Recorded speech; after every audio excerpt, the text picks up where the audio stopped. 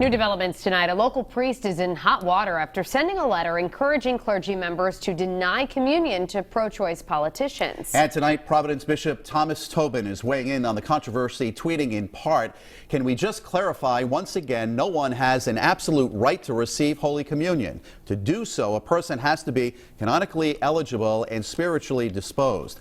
But Father Richard Bucci, pastor of Sacred Heart Church in West Warwick, is facing new backlash tonight after the way he defended his comments about sexual abuse and abortion. Eyewitness News reporter Caroline Goggins spoke with lawmakers and abuse survivors tonight. She joins us in studio with how they're reacting. Caroline?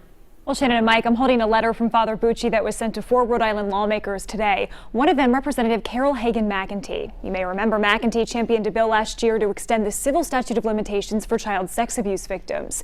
She did so in honor of her sister, a victim of clergy sex abuse. Tonight, she says she's angry about a comment Bucci made comparing abortion and pedophilia.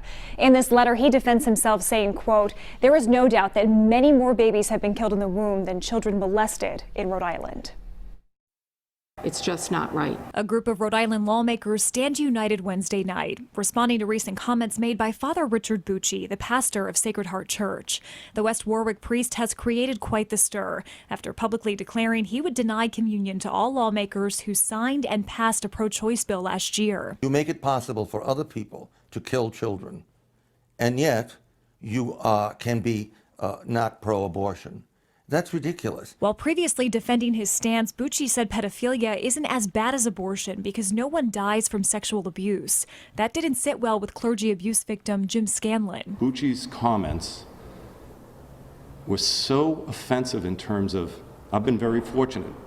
I was able to survive, but not everyone does. Ann Hagen-Webb has publicly detailed being abused by the Monsignor at her church growing up, which just so happens to be Sacred Heart. It doesn't leave you. It certainly doesn't. Wednesday afternoon, Father Bucci clarified his comment. I should have phrased it that every child who is aborted dies, has no recourse, cannot get justice, whereas at least the person who is abused can be vindicated. Bucci also pointed out that he reported child sex abuse that happened at St. Mary's in Bristol years ago, saying he suffered because of that decision.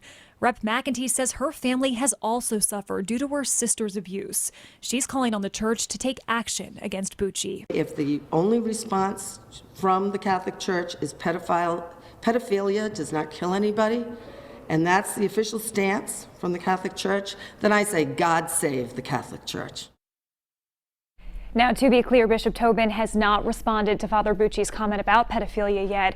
In response to lawmakers calling on Bucci to be removed from the church, he said that's not going to happen. Bucci says if they were to do such a thing, he would appeal it to Rome, where he says it would be tied up for a few years. He says by that time, quote, "I would probably be dead or retired." I'm Caroline Goggin, Eyewitness News.